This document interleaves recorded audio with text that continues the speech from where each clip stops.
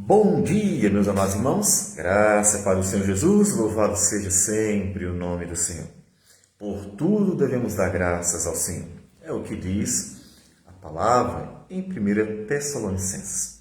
E o apóstolo Paulo, ele sempre dava graças por tudo mesmo, inclusive por tudo aquilo que ele passava na sua vida, porque ele sabia que o Senhor estava no pleno controle, afinal, a graça do Senhor bastava.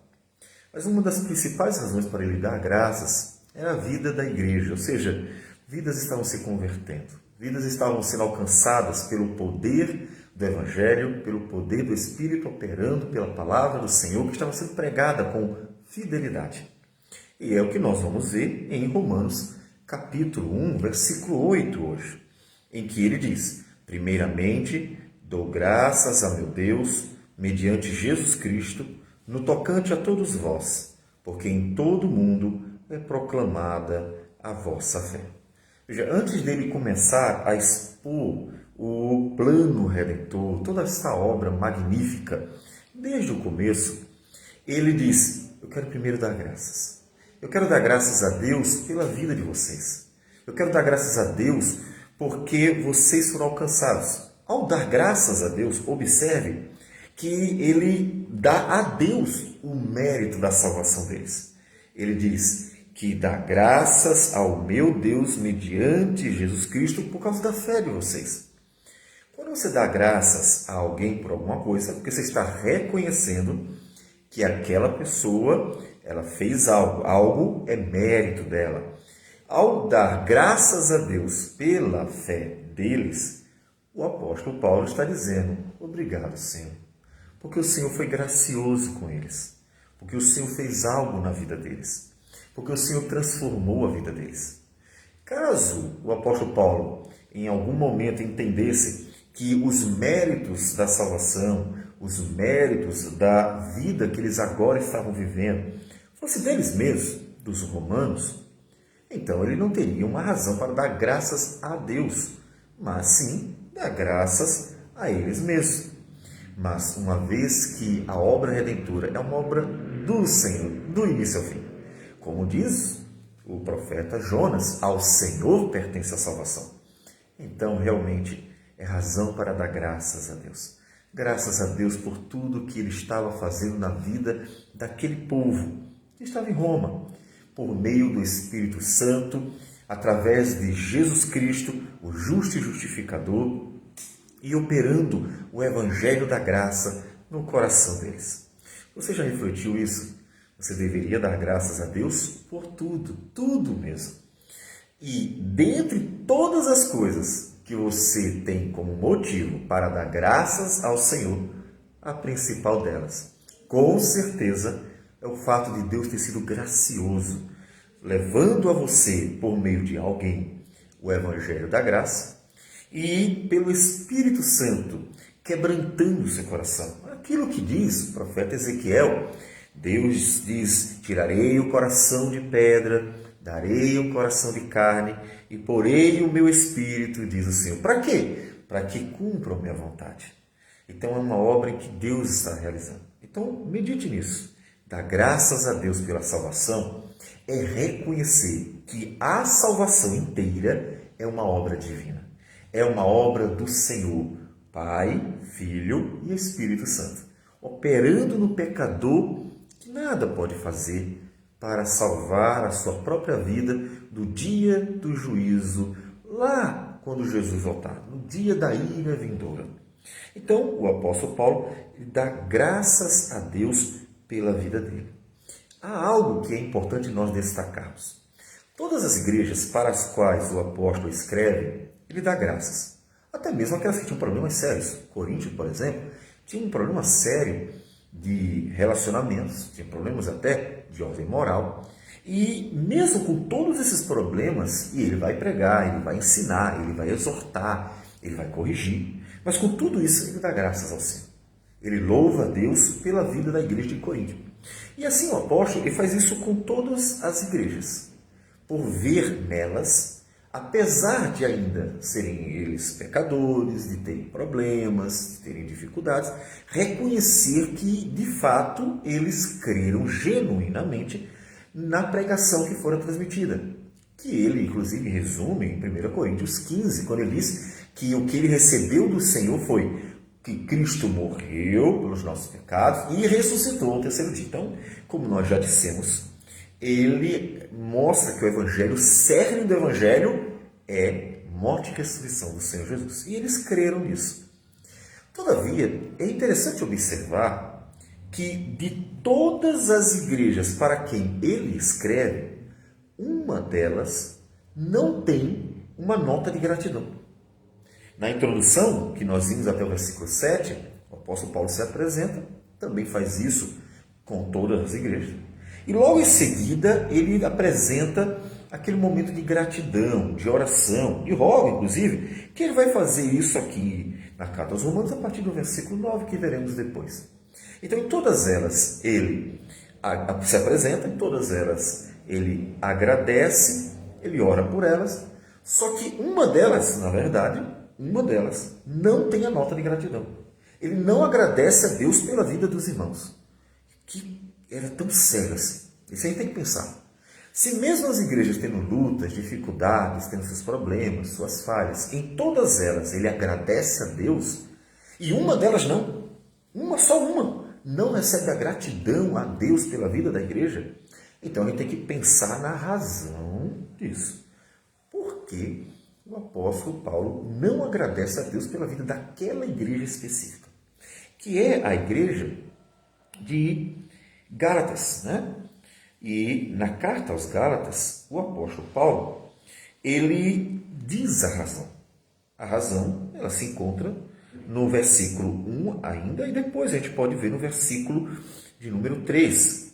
E ele diz: admira-me que estejais passando tão depressa daquele que vos chamou da graça de Cristo para outro evangelho, o qual não é outro, senão que há alguns que vos perturbam e querem perverter o evangelho de Cristo. Mas, ainda que nós, ou mesmo um anjo, vindo do céu, vos pregue evangelho que vá além do que vos temos pregado, seja anátema. Assim como já dissemos, e agora repito, se alguém vos prega evangelho que vá além daquele que recebestes, seja anátema. Maldito, maldito. Então observe que há uma razão. Eles estão se desviando do evangelho de Cristo. E no capítulo 3 ele diz: ó Gálatas insensatos, quem vos fascinou a vós outros, ante cujos olhos foi Jesus Cristo exposto como crucificado? Quero saber apenas isto de vós. Recebestes o Espírito pelas obras da lei ou pela pregação da fé? Sois assim insensatos que, tendo começado no Espírito, estejais agora vos aperfeiçoando na carne? Terá sido em vão que tantas coisas sofrestes, se na verdade foram em vão. Então observe que há uma razão. E essa razão, portanto, deve ser levada muito a sério, porque, como nós falamos, o apóstolo dá graças a Deus por todas as igrejas, menos por uma. E a razão é: estavam se desviando do Evangelho. Estavam abandonando o Evangelho de Cristo Jesus. Estavam abandonando a palavra de Deus. E essa é uma exortação muito importante.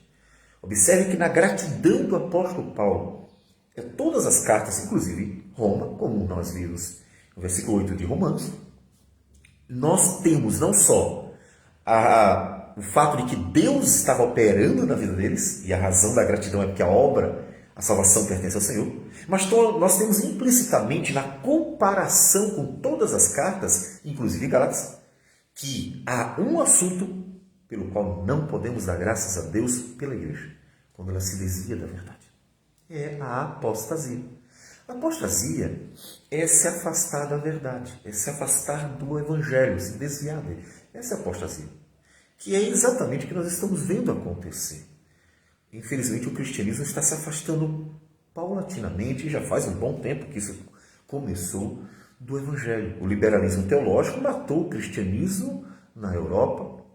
E nós temos visto esse liberalismo também, já não de cunho tão racionalista, mas mais um liberalismo prático, emotivo, que lá nos Estados Unidos ganhou muita força e veio para o Brasil, esse liberalismo está matando a igreja.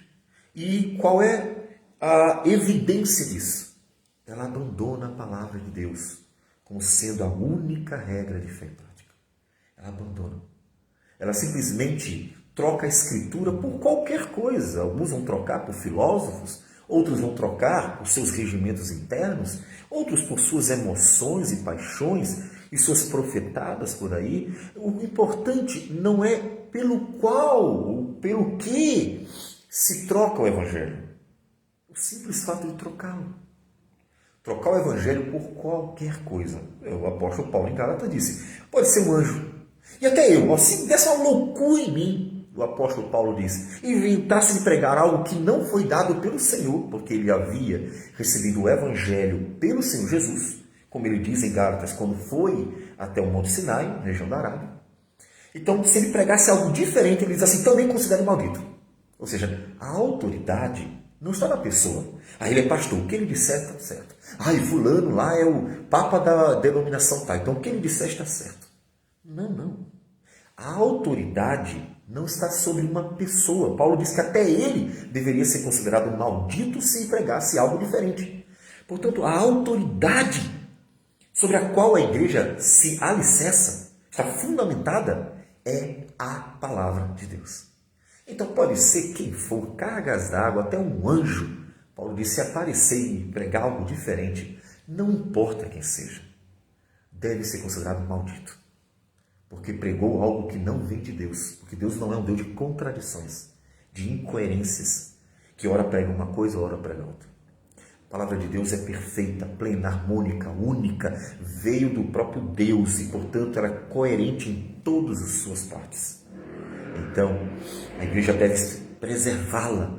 Ela é a coluna e baluarte da verdade, ou seja, preservá-la, continuar pregando, crendo e pregando.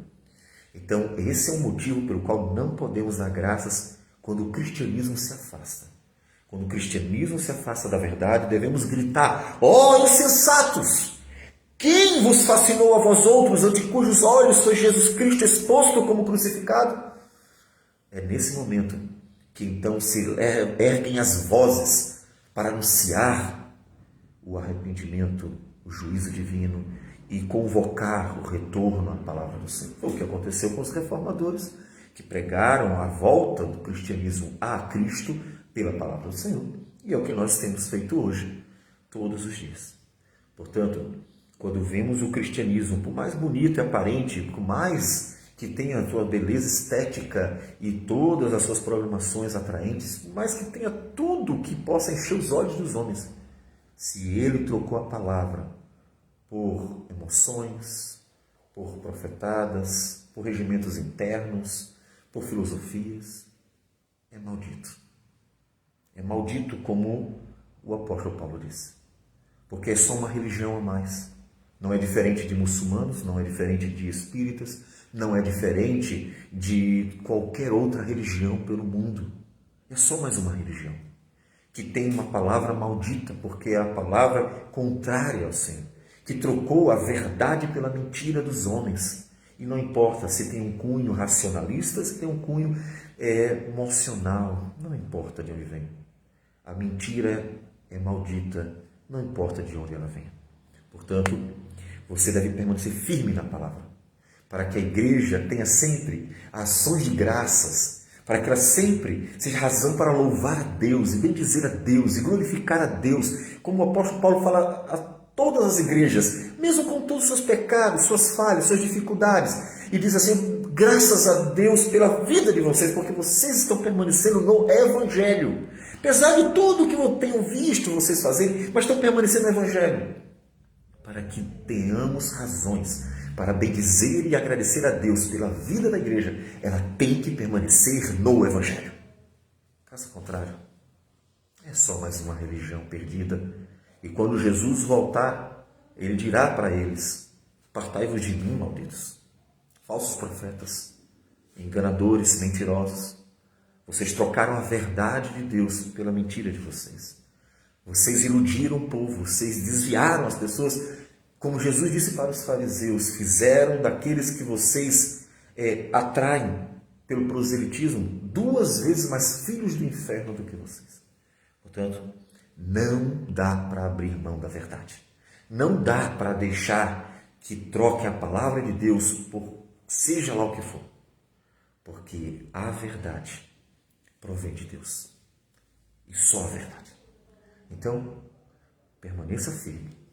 Porque é no Evangelho que o Senhor opera poderosamente na sua vida, na vida da igreja inteira, e é glorificado, porque a salvação pertence ao Senhor.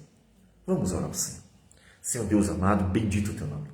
Te damos todo louvor, toda honra e toda glória, porque o Senhor tem sido gracioso conosco, para continuarmos firmes na tua palavra, para continuarmos pregando a tua palavra e jamais abrindo mão, Deus, seja por qual razão for.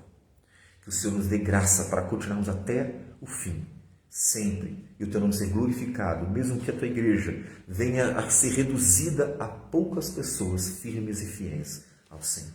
Receba a nossa oração, nossa gratidão, e tudo isso em nome de Jesus. Amém, Senhor. Que Deus abençoe a todos e tenham um bom dia.